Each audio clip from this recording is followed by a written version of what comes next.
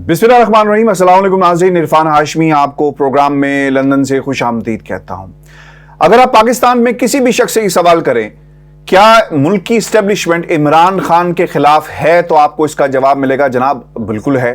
और दलील के तौर पर वो आपको DGISI और DGISPR की आखिरी प्रेस कॉन्फ्रेंस का हवाला देते हुए नजर आएंगे।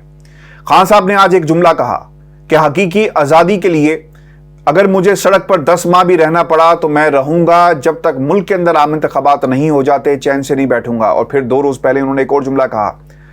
और वो ये कहते हैं कि बात उनसे होगी जिनके पास इख्तियार है। इंपोर्टेड हुकूमत से हम बात नहीं करेंगे, जो लोग सालसी का किरदार अदा कर सकते हैं सिर्फ बात उन्हीं से हम करेंगे।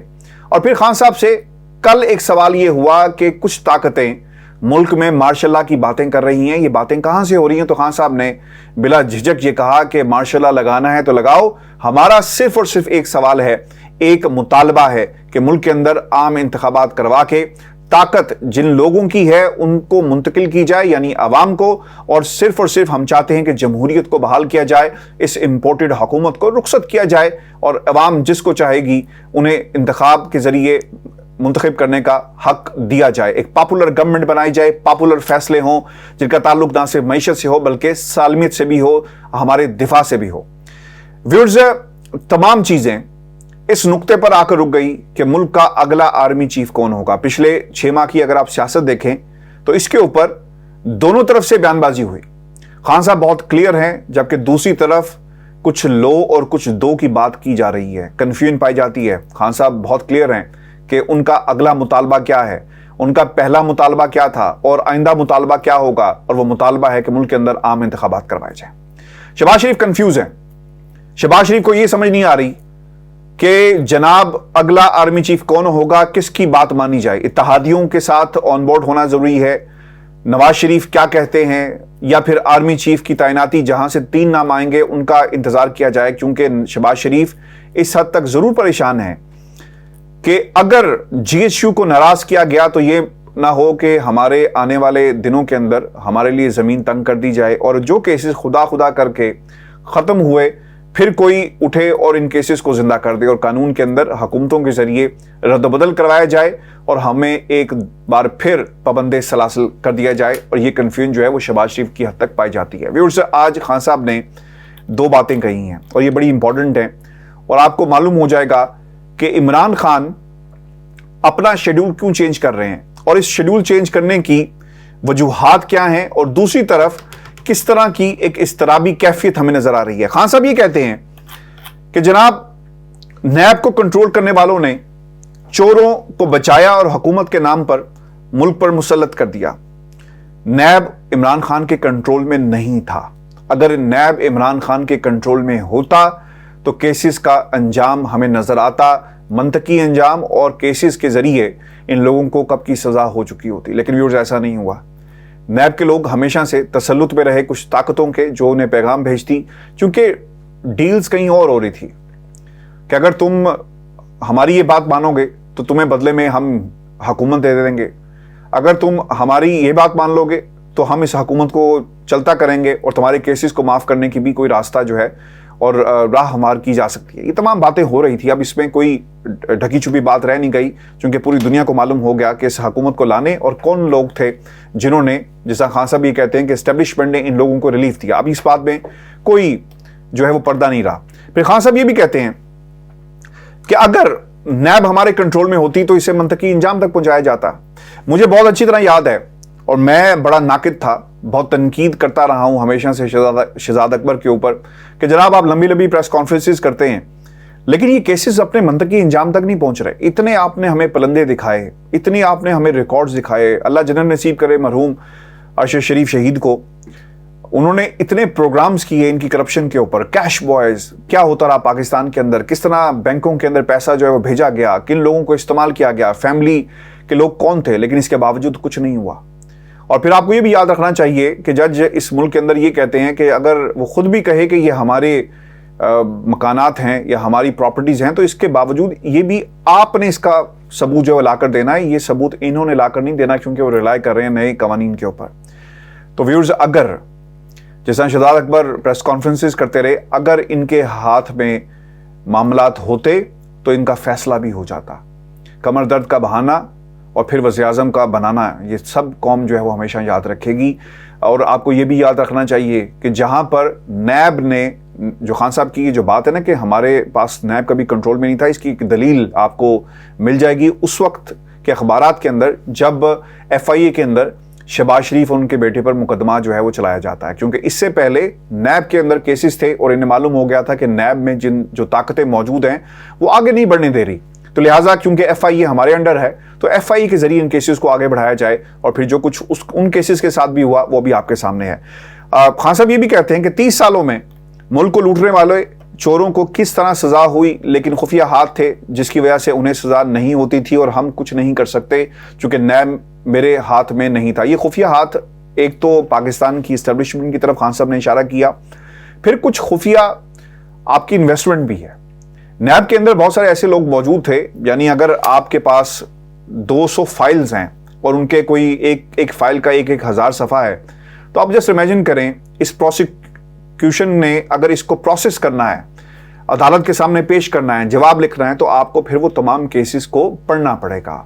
आपको अपना केस बहुत तगड़ा किस्म का तैयार करके अदालत के सामने पेश करना पड़ेगा। और अगर उसमें से कहीं भी एक फाइल भी गायब कर दी जाए तो आप समझ सकते हैं कि केस कितना मुश्किल हो जाएगा। और यही कुछ हुआ नैब के अंदर। अगर आप लोगों से बात करें तो वो आपको ऑफ द रिकॉर्ड ये बातें बताते हुए नजर आते हैं कि जनाब केसेस जानबूझकर लंबे लंबे बनाए गए, उनके अंदर जो शहादतें थी वो बड़ी बड़ी रखी गई ताकि अगर अदालत में केस चले भी, पहली बात तो चलने नहीं दिया जाएगा, और अगर चले भी तो इतना वक्त नहीं होगा कि इन केसेस का कोई अंजाम निकल सके, किसी अंजाम तक पहुंच सके और कोई इसका नतीजा निकल सके। और वो यही हुआ, तारीखें भी मिलती गई, किसी नतीजे पर ये केसेस नहीं पहुंचे और हुकूमत चली गई। और आज वो बड़ी ढिठाई के साथ ये कहते हैं, कल आपने मरीम नवाज की ऑफ द रिकॉर्ड जो गुफ्तगू थी, जो एक स्टंट मुझे तो लगा, एक ऐसा स्टंट जो जानबूझ कर शायद किया गया, जिसमें मरीम नवाज बार बार इमरान खान को झूठा कहकर पुकारती रही, लेकिन वो ये कह रही थी कि जजेस के फैसले आ गए, जजेस खुद परेशान थे कि इनके पास सबूत मौजूद नहीं है, यानी मिलकर ये खेल खेला गया। फिर खान साहब ये भी कहते हैं, जो उन्होंने एक इंटरव्यू दिया, कि आर्मी चीफ की तैनाती मेरिट पर होनी चाहिए, इसलिए कि ये चोर लुटेरे अगर आर्मी चीफ की तैनाती करेंगे तो फिर जाहिर सी बात है यहाँ पर भी डील होगी। और कुछ ताकतें, मैंने इससे पहले मुताद्दिद दफ़ा ये बातें कही और अब बहुत सारे लोगों को नाराज़ भी कर दिया, जो इस वक्त ताकत का सरचश्मा है मुल्क के अंदर, गो के ताकत का असल सरचश्मा खुदा की ज़ात है, लेकिन कुछ ऐसे भी ना खुदा हमारे मुल्क के अंदर मौजूद हैं जो इस सिस्टम के ऊपर मुसल्लत हैं और अपनी मर्जी के फैसले करवाते हैं। इन ताकतों को नाराज़ भी किया और वो ये समझती हैं कि मुल्क के अंदर जो आर्मी चीफ की तैनाती है वो मेरिट की जो हम बात करते हैं, किसी भी शख्स में व्यूअर्स इतनी कैपेसिटी मौजूद नहीं है कि वो मेरिट का तयन कर सके, क्योंकि आप प्रोफेशनली साउंड नहीं है। आपके पास इख्तियार तो होगा, बड़ी कुर्सी पर तो आप बैठे हैं, लेकिन प्रोफेशनली आपके पास वो एक्यूमेन नहीं है कि आप मुल्क के आर्मी चीफ का तयन कर सकें। इसलिए मैंने हमेशा ये बात कही और आज भी ये कहता हूं कि अगर आइन में आप रद्दबदल करें, द मोस्ट सीनियर पर्सन जिसको मुल्क का आर्मी चीफ बनाना चाहिए, इसके नकात को वज़ा कर दें, तयन कर दें, तो फिर इतना मुश्किल नहीं होगा। और कोई शख्स, चाहे वो किसी भी कबीले से हो, किसी भी सियासी जमात का हो, कि इस इंतहाई अहम जो पोस्ट है उसके ऊपर सियासत कर सके। यानी पूरे मुल्क का जो दारोमदार है, ये नवंबर का महीना था जिसके जिक्र हम हमेशा करते रहे, और आज नवंबर की 2 तारीख है और अभी तक नाम अरसाल नहीं किए गए। खान साहब ये भी कहते हैं कि एस्टेब्लिशमेंट की मंजूरी से हुकूमत में नहीं आना चाहता। ये एक बात इससे पहले भी खान साहब ने कही, अब वो दोबारा कर रहे हैं, क्योंकि इमरान खान के ऊपर ये इल्ज़ाम लगाने की, जब वो हुकूमत में थे तो ये कोशिश हमेशा से की जाती रही कि इमरान खान को पाकिस्तान की इस्टेब्लिशमेंट हुकूमत में लेकर आई। और अगर पाकिस्तान की इस्टेब्लिशमेंट इमरान खान को हुकूमत में लेकर आई थी तो इनके कुछ मकासद थे, और वो ये बदला था जो आर्मी नवाज शरीफ से लेना चाहती थी। ये बातें हमने मुताद्दिद दफ़ा सुनी, इन नवाज शरीफ के ख़ानदान की तरफ से भी सुनी, और हमने इनके जो इस वक्त इत्तेहादी हुकूमतें और सियासतदान हैं उनके मुंह से भी सुनी। लेकिन खान साहब अब ये समझते हैं कि बात होगी ताकतवर हलकों से सिर्फ और सिर्फ मुल्क के अंदर आम इंतखाबात के लिए। खान साहब ने कभी भी, जब से हुकूमत से उन्हें निकाला गया, वो ये ज़रूर कहते रहे और मुसलसल कहते रहे कि अगर आपने हमारी हुकूमत को ख़त्म किया और ये जो तहरीक तमाद है इसे कामयाब होने दिया तो मुल्क बहुत पीछे चला जाएगा। आज 6 माह गुजर गए, मुल्क के अंदर कौन सी दूध की اور شہد کی نہریں بہ رہی ہیں، پاکستان کی عوام کے حالات خراب ہوتے گئے اور کسی کے پاس اس کا کوئی حل موجود نہیں ہے، اور ڈالر کبھی اوپر جاتا ہے اور کبھی نیچے آتا ہے، اور مصنوعی حکومت کے پاس اس مصنوعی اکانومی کو کنٹرول کرنے کا کوئی حل موجود نہیں ہے۔ آپ کو یہ بتا دیں کہ انصار عباسی کی ایک سٹوری چھپی ہے دی نیوز کے اندر، جس میں آرمی چیف کی تعیناتی اور حکومت کہاں پر سٹینڈ کرتی ہے، اور پاکستان کے طاقتور حلقے کیا سوچ رہے ہیں، اور کس کے پاس زیادہ اختیار موجود ہے اس جنگ کو جیتنے کا، جو آرمی چیف کی تقرری کا ایک معاملہ ہے۔ یہ ایک تعیناتی تھی، لیکن اب یہ ایک جنگ نظر آ رہی ہے تین سٹیک ہولڈرز کے درمیان۔ آپ کو یہ بتا دیں کہ خان صاحب تو ایک پریشر ڈال سکتے ہیں نا اس حکومت کے اوپر، اور پریشر یہ ہے کہ ان چوروں کے ذریعے کسی صورت بھی آرمی چیف کی تقرری نہیں ہونی چاہیے، اور اس کی for the obvious reason Khan صاحب نے متعدد دفعہ یہ بات بتا دی۔ اب وہ یہ کہتے ہیں کہ شہباز شریف بھی نئے آرمی چیف کی تعیناتی پر کنفیوزڈ نظر آتے ہیں۔ کنفیوژن کیا تھی وہ میں نے آپ کو پہلے بتا دی، اس کا ذکر انصار عباسی صاحب کی طرف سے بھی کیا گیا کہ کیا نواز شریف کو خوش کرنا ہے، کیا پاکستان کے طاقتور حلقوں کی بات کو ماننا ہے، جو تین نام آئیں گے ان میں سے کسی ایک نام کو انتخاب کر لیا جائے۔ اگر سمری جو ٹاپ 6 لوگ آتے ہیں ان کی بھیجی گئی تو کیا آرمی چیف کو یہ کہہ سکتے ہیں یا پاکستان کی اسٹیبلشمنٹ کو یہ کہہ سکتے ہیں، اگر صرف 3 نام آئے کہ جناب باقی 3 مزید نام بھی ڈالے جائیں، اور پھر ان 3 ناموں میں سے یعنی ٹوٹل جو 6 نام ہو جائیں گے، کسی ایک کو کا انتخاب جو ہے اور تقرری کر دی جائے گی۔ وہی لکھتے ہیں کہ ابھی اس بات کا کوئی فیصلہ نہیں ہوا کہ کون آرمی چیف بنے گا۔ یہ کوٹ ان کوٹ کیا گیا ہے وزیر اعظم پاکستان شہباز شریف کو کہ فوج میں اعلیٰ ترین تقرریوں کے معاملے میں کسی جلد بازی میں نہیں، اور کہتے ہیں کہ یہ فیصلہ مناسب وقت پر کیا جائے گا۔ اب دیکھیں نومبر آ گیا ہے، دوسری طرف باجوہ صاحب کی جو ملاقاتیں وہ شروع ہو گئی ہیں۔ آپ روزانہ پاکستان کے مایہ ناز ٹیلی ویژن چینلز، جتنے بھی ہمارا میڈیا ہاؤسز ہیں، ان کے اوپر یہ خبریں سن رہے ہوں گے کہ آج فلاں گیریزن سے خطاب کیا، فلاں کالج میں گئے، تو ان کی ملاقاتیں تو شروع ہو گئی ہیں، لیکن آرمی چیف کون بنے گا اور اس کے ساتھ ساتھ joint chief of staff committee کا چیئرمین کون بنے گا، اس کا فیصلہ نہیں ہوا۔ اور شہباز شریف صاحب یہ کہتے ہیں کہ وقت ابھی نہیں آیا،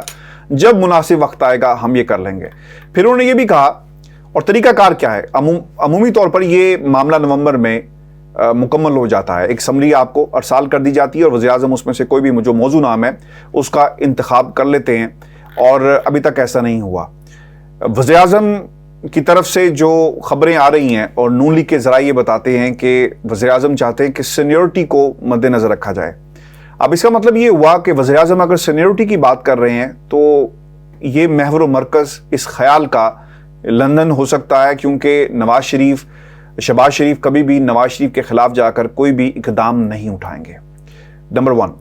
نمبر 2، آپ کو یہ بھی یاد رکھنا چاہیے کہ جن لوگوں کے نام اس کے اندر شامل ہیں، اور جس طرح یہ کہا جا رہا ہے، اس میں ایک تو لیفٹیننٹ جنرل عاصم منیر بہت ہی ہاٹ فیورٹ ہیں،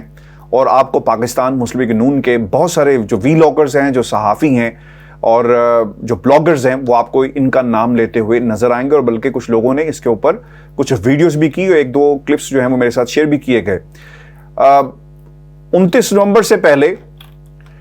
لیفٹیننٹ جنرل عاصم کی ریٹائرمنٹ ہو رہی ہے، اور اگر یہ نام لیفٹیننٹ جنرل عاصم کا فائنل کر لیا جاتا ہے تو اس کا مطلب یہ ہوا کہ 29 سے پہلے یہ کام آپ کو کرنا ہوگا، اور اس کے بعد ان کی ریٹائرمنٹ ہو جائے گی۔ اور باقی جو 3 ناموں میں سے جو نام ہیں اس میں لیفٹیننٹ جنرل ساحل شمشاد مرزا، لیفٹیننٹ جنرل اظہر عباس، اور اگر مزید 3 نام مانگے گئے تو اس میں lieutenant general Nauman Mahmood, lieutenant general Faiz Hameed اور لیفٹیننٹ جنرل محمد عامر شامل ہیں۔ ویورز، آپ کو بتاتے چلیں کہ ایک ٹویٹ کا حوالہ دیا گیا ہے، اور اس ٹویٹ پر لکھا گیا، جو سینئر صحافی کی ٹویٹ تھی انصار عباسی صاحب نے جس کا حوالہ دیا، وہ لکھتے ہیں کہ 4 سٹار جنرل تقرری کے لیے سینئر لیفٹیننٹ جنرل کے نام پر غور نہیں کیا جائے گا، کیونکہ ان کی ریٹائرمنٹ 29 نومبر سے چند روز پہلے آ رہی ہے، اور اگر کیا جاتا ہے تو پھر یقیناً اس سے پہلے جو ہے اس نام کا اعلان کرنا ہوگا۔ پھر اس میں سب سے امپورٹنٹ بات تھی، دفاعی ذرائع کو کوٹ کر کے انہوں نے لکھا، اور وہ یہ کہتے ہیں کہ سینئر ترین عہدوں پر تقرری کے لیے سمری ارسال کیے جانے کے وقت پینل میں تمام سینئر ترین افسران کے نام شامل کیے جائیں گے، جن میں سے وزیر اعظم اپنی پسند سے عہدوں پر تقرری کریں گے۔ عموماً ایک عہدے کے لیے 3 افسروں کے نام پر غور کیا جاتا ہے۔ اب سب سے انٹرسٹنگ بات ویورز اس کے اندر یہ ہے کہ دفاعی ذرائع کو کوٹ کیا گیا۔ کچھ ہفتے پہلے میں پاکستان میں تھا، اور میری دی نیوز جنگ جیو کے ایک بہت ہی سینئر افسر سے ملاقات ہوئی جو خود بھی صحافی ہیں، اور وہ انصار عباسی صاحب کے بارے میں کیا کہہ رہے تھے، وہ یہ کہتے تھے، اور میں نے جب ان سے سوال کیا، کیونکہ ان دنوں رانا شمیم کی ایک سٹوری کا ذکر بھی ہوا میرے ساتھ، اور پھر اسلام آباد ہائی کورٹ میں یہ کیس بھی چل رہا تھا، آپ کو یاد ہوگا، تو انہوں نے مجھے کہا کہ یار وہ کیا سٹوری تھی، چونکہ اکثر جو انصار عباسی صاحب کے جو تجزیے اور جو خبریں وہ لکھتے ہیں، خبر کی شکل میں اپنے تجزیے کو بیان کر دیتے ہیں اور کوٹ کرتے ہیں دفاعی سورسز کو، تو کافی زیادہ نالا نظر ہے کہ یار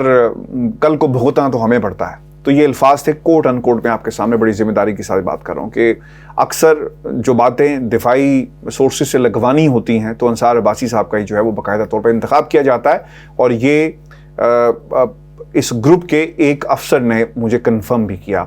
اور ان کے تجزیوں کے حوالے سے بھی وہ کافی زیادہ ان کو ریزرویشنز تھی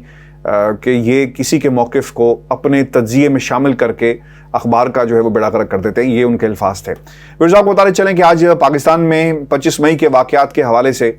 وضاحت طلب کی گئی ہے خان صاحب سے، اور کہا یہ گیا کہ آپ کو وضاحت دینی ہوگی اور اس میں آپ کے اپنے دستخط شامل ہوں، دو وکلا نے ہمیں گمراہ کیا، یہ الفاظ تھے۔ کاش پاکستان کی عدالتیں لاہور ہائی کورٹ سے بھی جواب طلب کریں اور اس جج سے پوچھیں کہ آپ کو ملک کے وزیر اعظم نے بھی گمراہ کیا، ایک جھوٹا ایفیڈیوٹ دیا گیا، تو اس وقت عدالتیں کہاں تھیں؟ میں اس لیے بار بار یہ کہتا ہوں کہ ان عدالتوں کے اوپر میڈ ان چائنا کا تالا جو ہے لگا دینا چاہیے۔ جو تالا ہے وہ اب آپ کو شاید نہ مل سکے، کیونکہ شہباز شریف صاحب واپس آ گئے چائنا کے دورے سے، بہت ہی اچھا ہوتا کہ وہ تالا اپنے ہمراہ لاتے، اب آپ کو وہاں پر تالا میڈ ان امریکہ لگوانا چاہیے، کیونکہ رجیم چینج کے جو ثمرات تھے ان عدالتوں کے ذریعے ہمیں نظر آئے، تو اس لیے made in U S A کا جو تالا ہے وہ ان عدالتوں پر لگوانا چاہیے۔ ایسا لگتا ہے کہ ایک طرح کا انصاف جو ہے اور ایک طرح کے لوگوں کو دیا جا رہا ہے، اور ایک طرح کے مائنڈ سیٹ سے، چونکہ احتجاج کرنا اس ملک کے اندر نا ہر شخص کا حق ہے، کوئی روک نہیں سکتا۔ جس ملک میں رہتا ہوں یہاں پر ہر شخص کو اختیار حاصل ہے، قانون اجازت دیتا ہے کہ آپ احتجاج کریں، اور کسی کے خلاف بھی آپ احتجاج کر سکتے ہیں۔ ایون فیلڈ کے باہر لوگ متعدد دفعہ گئے، پولیس پہنچتی ہے، کسی کو روکتی نہیں ہے احتجاج کرنے سے، یہ آپ کا حق ہے، لیکن پاکستان کے اندر ہماری سپریم کورٹ اتنی فارغ ہے کہ وہ ملک کے اندر احتجاج ہو رہا ہے، 10,000 لوگ، آپ نے خود اپنے منہ سے کہا کہ 10,000 لوگوں کو آپ لے کر آئیں، اور پھر آپ کیا کریں کہ 10 لاکھ لوگوں کو ان کی زندگی حجیرن کر دیں۔ سپریم کورٹ کیوں ایسے ریمارکس دے رہی ہے؟ یہ آپ کا احتجاج کرنے کا بنیادی حق ہے، آپ اسے روک نہیں سکتے۔ اسی لیے میں بار بار یہ کہتا ہوں کہ ملک کے اندر ایک طرح کا جو ہے وہ انصاف آپ کو اور ایک طرح کے لوگوں کو ملتا ہوا نظر آئے گا احتجاج سے۔ پاکستان کی عدالتیں کیوں روکتی ہے؟ یہ سوال ان سے اس لیے بھی پوچھنا ضروری ہے کیونکہ آج ایک جو سیمینار تھا، تقریب سے خطاب کرتے ہوئے عطر منیلا صاحب نے خود یہ کہا کہ آپ تنقید کریں ہمارے فیصلوں پہ اور ہم کبھی بھی برا نہیں مانیں گے، یہ ان کے الفاظ ہیں، اسی لیے میں نے یہ ضروری سمجھا کہ تنقید کی جائے۔ ویورز آپ کو یہ بتا دیں کہ ایک تنقید یہ بھی ہو رہی ہے کہ خان صاحب اپنا لانگ مارچ کی تاریخ اور پلان کیوں بار بار تبدیل کر رہے ہیں؟ وہ اس لیے کر رہے ہیں کیونکہ رانا ثناء اللہ صاحب تیاری کر کے بیٹھتے ہیں اور دوسری طرف سے پلان جو ہے تبدیل ہو جاتا ہے۔ خان صاحب نے کہا تھا نا کہ میں تمہیں رلاؤں گا، تو وہ رلا بھی رہے ہیں اور اب انہیں گھسیٹ بھی رہے ہیں، اور تھکا کے ماریں گے، بالکل ایگزاسٹ کر دیں گے، اور جو ان کی تیاری ہے دھرے کی دھری رہ جائے گی، کیونکہ خان صاحب نے ان کو ایک سرپرائز دینا ہے اور ہر روز انہیں سرپرائز دے رہے ہیں۔ اپنا پلان مکمل طور پر اپنے ساتھیوں سے بھی ڈسکس اس لیے نہیں کیا جا رہا کیونکہ اگر ڈسکس ہو گیا تو پھر اس کی حکمت عملی طے کی جائے گی اور پھر اس کو روکنے کے لیے لوگوں کو میدان میں اتارا جائے گا۔ میں آپ کو یہ بھی بات بتا دوں کہ پنجاب کے اندر یہ لانگ مارچ جتنا آہستہ آہستہ آگے بڑھے گا، نون لیگ کا اسی طرح صفایا ہوتا جائے گا۔ خرم دستگیر پچھلے 2 روز سے بہت زیادہ آپ کو ایکٹیو نظر آئیں گے، اس لیے کیونکہ انہیں اب پریشانی یہ پڑ گئی ہے کہ عمران خان میرے ہی حلقے میں آ کر ہمارے لوگوں کو للکار کر اور اپنی ایک جو امپریشن تھا حقیقی آزادی کا وہ چھوڑ کر چلا گیا۔ اس کا نتیجہ آئندہ جو انتخابات ہوں گے اس میں ہمیں نظر آئے گا، تو اس کو روکنے کے لیے، کیٹر کرنے کے لیے وہ میدان میں آپ کو نظر آئیں گے، اور یہ سلسلہ صرف گجرانوالہ تک محدود نہیں ہوگا، بلکہ جس طرح آپ آگے بڑھتے جائیں گے، اس کے بعد کھاریاں، راہ والی، جہلم، اور اس سے پہلے وزیر آباد، سیالکوٹ، یہ جتنا بھی جو علاقہ ہے، جتنے بھی شہر آئیں گے، یہ تمام شہر جو ہیں وہ نون لیگ کا گڑھ سمجھا جاتے ہیں، اور خان صاحب کا یہاں پر رک کر آگے بڑھنا یقیناً اس نے ایک خطرے کی گھنٹی بجا دی ہے پاکستان مسلم لیگ نون کے لیے، اسی لیے یہ عام انتخابات سے آپ کو بھاگتے ہوئے نظر آ رہے ہیں۔ یہ آج کا شو تھا ہمارا، اپنے کمنٹس ضرور بھیجیے گا، چینل کو سبسکرائب کرنا مت بھولیں۔ اجازت دیجیے، اللہ نگہبان۔